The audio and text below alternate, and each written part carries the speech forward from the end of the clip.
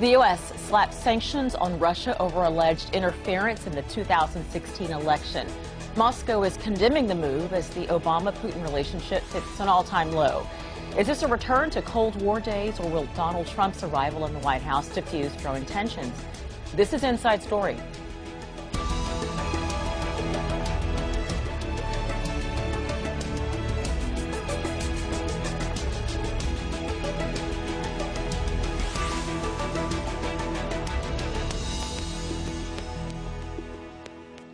Hello and welcome to the program. I'm Rochelle Carey.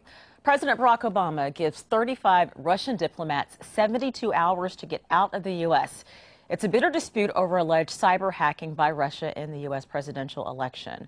So where does this leave U.S.-Russia relations?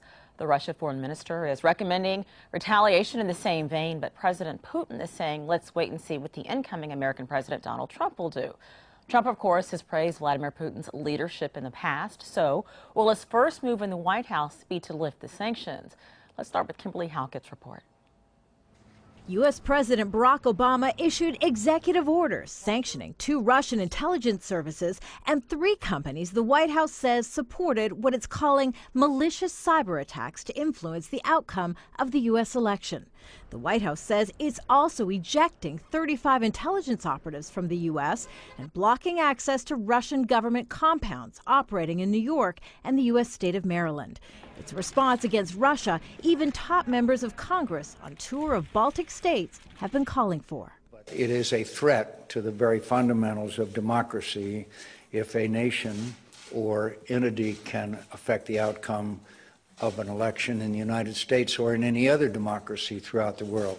Still, the White House offered little detailed proof Russia was behind the attacks, beyond a simple diagram in a report from the Department of Homeland Security and FBI, showing how it believes Russian intelligence hacked into the Democratic National Committee computers over the summer. On vacation in Florida, President-elect Donald Trump said it was time for the country to move on to bigger and better things. Still, he promised he would meet with the intelligence community next week to be briefed on the situation. Russia has also denied it's behind the political hacking. The Kremlin needs to calculate, and it's in a bit of a dilemma here, how much do they want to show they're tough and respond at the risk of harming relations with a new U.S. administration that's coming to power in a few weeks, which clearly wants to improve relations with Russia. Still, the White House says it will provide a more detailed briefing to Congress, definitively linking Russia to U.S. election interference. But the timing of that report is curious, roughly 3 weeks before Trump is set to be sworn into office. It's a move that may have been designed to put Donald Trump in a difficult spot, forcing him, as one of his first acts of office, to decide whether to lift the Russian sanctions that many members of his own Republican Party support, while at the same time putting at risk the Russian relationship many allege may have helped him win the White House. Kimberly Halkett, Al Jazeera, Washington. So here's the response from Russia's foreign minister. He has recommended the expulsion of U.S. diplomats from his country. We can't leave such steps unanswered. Reciprocity is a law of diplomacy and international affairs. Therefore, the Russian Foreign Ministry, together with our colleagues from other agencies, proposed the President of the Russian Federation to declare 31 staff members of the U.S. Embassy in Moscow and 4 diplomats from the U.S. Consulate General in St. Petersburg persona non grata. We also propose to ban Americans from using the country house in Serebryny Bor and the warehouse on Dorozhny Street.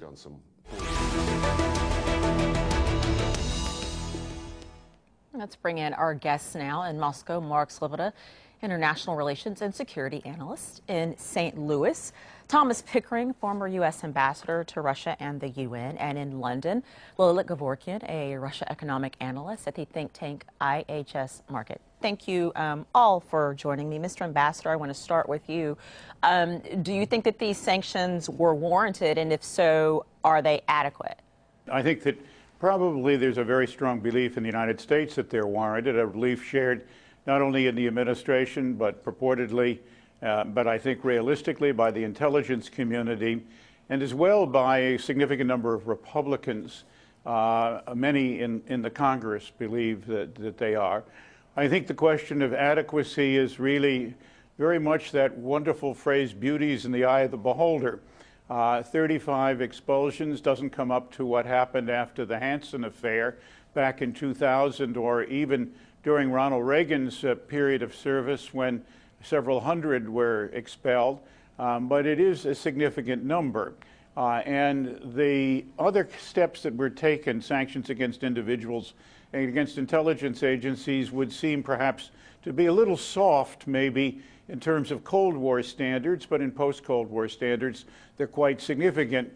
I think it is important also to believe that there are two aspects of this that are perhaps more significant than whether they're warranted or adequate. One of these is perhaps the follow-on question: will they help deter things, and will they condition the U.S.-Russian relationship in a way that either makes it harder for Mr. Trump to move or provides an opening in which he can perhaps exploit for further efforts? And there, President Putin's statement just a little while ago that he wasn't going to expel people may well play into the hands in that particular issue. The second, and one is perhaps more inside baseball, is there's been a lot of Russian oppression of American diplomats in Moscow over the last several years.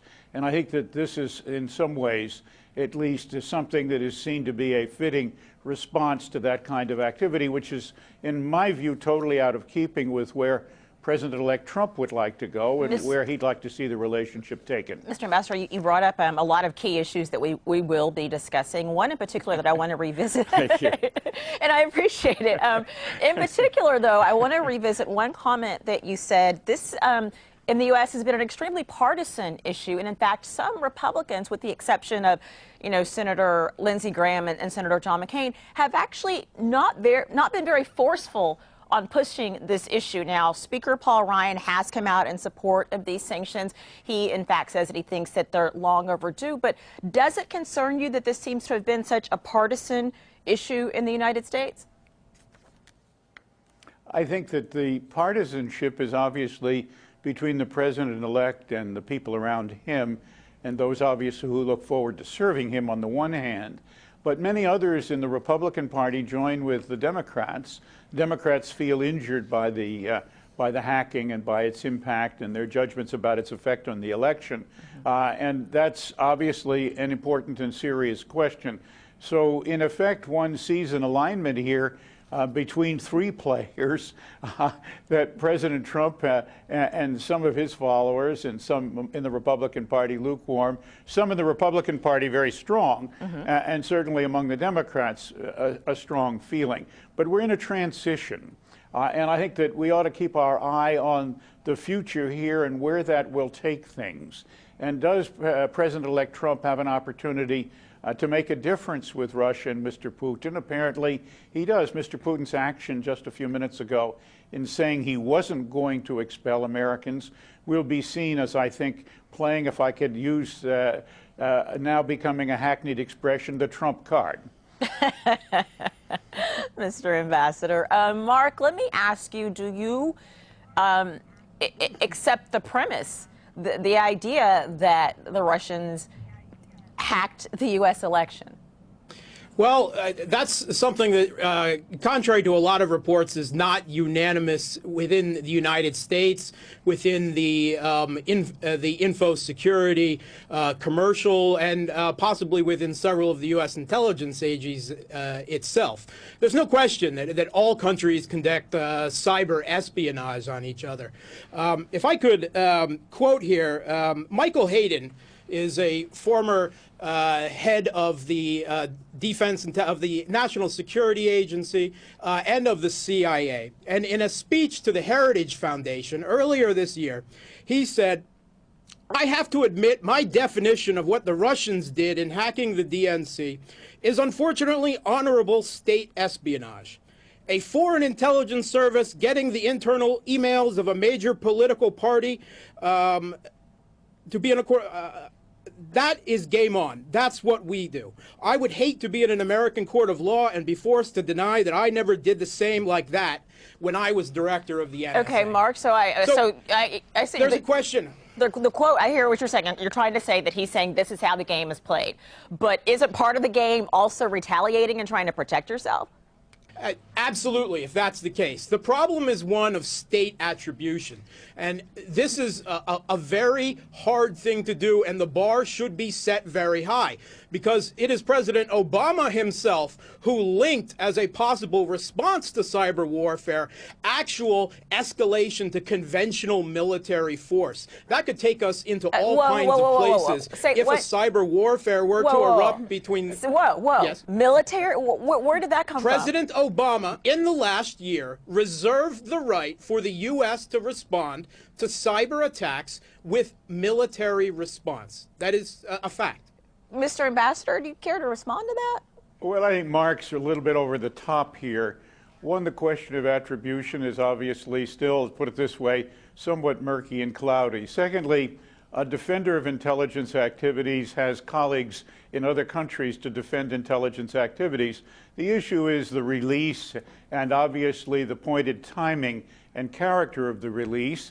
And then the old wonderful question that is asked in intelligence and in diplomacy, cui bono, who benefits? And so those are all things that are out here and that need to be looked at and that are clearly a problem. We're entering into an era, obviously, where there may be an opportunity to move ahead. I think that military action on the part of the president certainly could include cyber action. And so Mark's, put it this way, somewhat strained view that we're about to go to nuclear war over cyber attacks or indeed conventional attacks. Oh, that's not what I said. Don't do a straw man. That's not what I said. But Mark lives in Moscow, where fake news is a kind of usual now medium of exchange, if I could put it that way. And that's a difficult problem. And we live with fake news here, too, so we know what it's like. But I think it's important to stay away from pushing this thing so far, particularly when we see perhaps the potential for some kind of useful opening ahead here, despite the dust-up.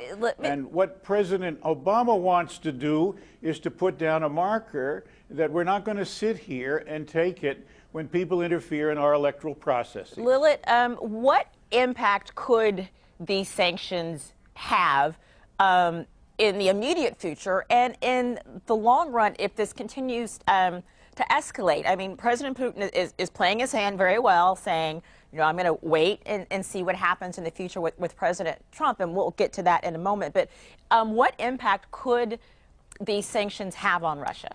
I don't think there will be any significant impact at the moment because, as it has been mentioned a couple of times, we're really waiting to see what is going to happen between Russian government and the new administration. How this reset will work. Will it work? I think the political community, the business community will be very closely following how this relationship will evolve. Will Trump have a solid and consistent Russia-friendly policies, or will we see a scenario where you have a reset, just like Obama introduced a reset in in U.S. relations with Russia, but ultimately it ended up with a quasi-Cold War situation, considering also that many view Donald Trump as a sort of more volatile political leader. So I think short term we will not really see any significant impact. Long term, if the sanctions persist, this is not good news for Russia. So does Russia need this reset more than the U.S. needs a reset? I think Russia definitely needs a reset in its relationship with the West, with the European Union and the U.S. But in a sense, Russia is hoping that the West will take into account that in the past couple of years, Russia has emerged as a global player, and the reset has to also take into account the terms of that Russians are introducing to this relationship, meaning no interference into domestic affairs of Russia, and also some of the former Soviet states that are considered as Russia's sphere of influence, considering Russia's opinion in global affairs, and but also looking on, into the economics of this, it is really important for Russia to make sure that especially the sectoral sanctions are removed, because these have been, despite the denial by the Kremlin, this has been hurting the Russian economy. Mark, I saw you nodding through some of what Lilith was saying. Do you want to jump in? Yeah, I do agree that Russia would like to restore relations with the West. It never wanted this slide in relations, which has brought us to a really abysmal state since we haven't seen since the beginning of the Cold War. And I think Prime Minister Medvedev iterated that earlier today when he said, you know, he feels, I think, a bit of pity that this administration started out wanting to restore a reset, that poorly phrased it was in Russian relations with Russia, but Mark, ended in an anti-Russian agony. So that may not have been their intention, but are there not consequences for actions? Absolutely. I think there's consequences for actions all around, in Syria, in Ukraine, in Yemen, Libya, across the board. But as to the idea that these sanctions have hurt the Russian economy, I'm sorry, the U.S. Treasury Department simply doesn't agree. They've iterated that it has been hard to separate the effects of the Western sanctions on Russia and Russia's counter-sanctions on the West from the oil price drop in recent years. But their assessment is that the total effect of the Western sanctions on Russia thus far over the last few years has been to trim less than 1% off of Russia's GDP. And that's according to the U.S. government. So I really have to question the idea, and living here in Moscow, walking around, even outside of Moscow in second and third tier cities, it's a booming holiday season, and I simply don't see any huge economic damage, and neither does the U.S. government. Mr. Ambassador, have these sanctions been working, and might further sanctions work? I think that it's questionable. I think the things that have had the most impact, as Mark has said, are probably the oil price drop and more systemically Mr. Putin's failure at the period of time when he was able to amass a large amount of reserves to help to find a way to move the Russian economy from its slavish adherence to a monocrop, petroleum and gas, and its exports into something much more diverse, which Russia has certainly the capability of doing, and which in the long run I think will be a future which links Russia's raw material strength with its technological strength and puts it into a position to be a major world economic player. But at the moment I think the economy is an Achilles heel problem for President Putin in Russia, one he doesn't seem to want to pay much attention to in large measure because it's a tough one to fix at the present time. And I was in Moscow recently as well, and I agree that superficially Mark is right. It looks good. People don't complain in public a lot, but I did hear a lot of people one way or another obviously look at the statistics, what's happened to Russian GDP, what's happened in capital flight, what's happened in exchange rates, what's happened in foreign investment, among other things, and the statistics are what I would call not too bright at the present time. I finally agree with the comment from London, which I thought was wise, that Russia does and probably needs to play an important role in the world scene, and President Putin very much would like to do that.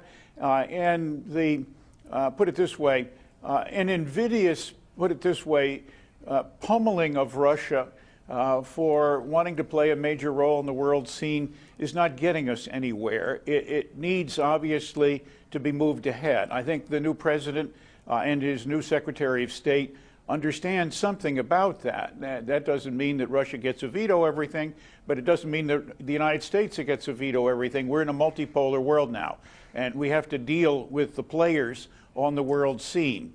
And weaknesses in various parts of one side or another do not entitle them to be put into a place where they are in one way or another subject to what I would call depredations of their dignity and their role and their creative possibilities. And we now see, in fact, in Syria, a move by Russia and Turkey and perhaps Iran to push the question ahead.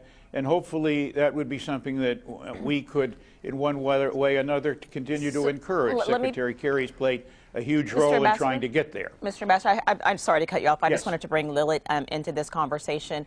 Donald Trump has been very vocal about wanting to have a better relationship with Russia. The gentleman who may end up being his Secretary of State, Rex Tillerson, has a good relationship with Vladimir Putin, and economically speaking, he does as well.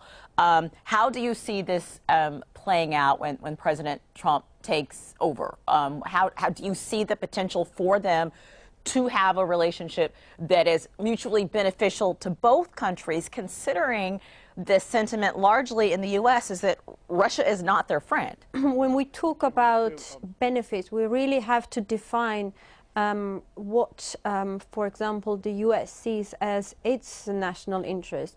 And the problem is that the political leadership is divided. There are large segments of the political leadership in the U.S. who believe that turning away from global affairs in the manner that Donald Trump is suggesting will pose long-term security and economic risks for the U.S. However, there is an opposing camp saying that we have to focus into domestic affairs and let Russians proceed with their own outlook of the global affairs, which means that in a way we're sort of looking into almost 19th century way of dividing the world into the spheres of influence. Perhaps for some Americans this is not such a bad solution. This is a horrendous solution and horrendous news for a number of former Soviet states who were hoping that the opportunity to have balanced politics between Russia and the US and the West was the only way for their survival as sovereign states and for their ability to thrive economically. So I think that perhaps we can see some sort of reset, but the fact that there are so many people in Washington who are very skeptical of this, who are also very upset the way the recent US elections have been conducted, they will probably do their utmost that the reset is not completely successful. And also there is the resistance, as I mentioned, from other states, those who have become more vulnerable to more assertive Russian politics, which is not always pleasant and can lead to conflicts and to suppression. And so the point is that there are really opposing two camps now, both in DC, in European Union, and in other parts of the world. Mr. Ambassador, I'm going to ask the final question to you as we wrap this up. We're short on time, but I think that this has to be asked. Do you think that if the Russians, in fact, are behind this hack, do you think that they were successful in somehow tainting the presidential election, not necessarily affecting the outcome per se, unless you think they did, but do you think they were successful in tainting this election if, in fact, they are behind it? Well, I think to some extent, yes, every little bit helps. On the other hand, changing the election outcome, probably not. I think most people around in this particular part of the woods would agree with that set of conclusions. You know, people think the FBI director had a role too. So there's a complex and difficult situation here that needs to be looked at. And obviously, at this stage, I don't think brought about horrendous consequences. Nevertheless, the feeling against Russia and Mr. Putin are great, as you've seen it in the statement you just used a moment ago from Senator McCain and others, and they feel very strongly. There is a tendency in the United States to want to see relationships with Russia as all bad or all good, which I think is naive and not very much in the interest of the future. And I would have to say Mr. Trump plays a game in which he wants to be sure that nobody really knows precisely what he's going to do when he's going to do it. And that's part of his art of making the deal. And so we're just going to have to wait and see when he gets in office where he takes things. But I see an opportunity here despite all the bad news. And one hopes, in fact, that opportunities when they come along are picked up and used. And I think President Putin's response in not expelling Americans is perhaps a response to that opportunity. So let's see where it goes. Thank you all for this dialogue, for this conversation, and I hope that we can continue it. So Ambassador Thomas Pickering in St. Louis, thank you. Mark Sleboda in Moscow, thank you. And Lilith Gevorkian in London, thank you all very much. And thank you for watching. You can see the program, again, anytime if you visit our website, aljazeera.com. And for further discussion, go to our Facebook page, facebook.com/AJ Inside Story. And you can also join the conversation on Twitter. Our handle is @AJ Inside Story. For me, Rochelle Carey, and for the entire team, that is all for now. Thank you.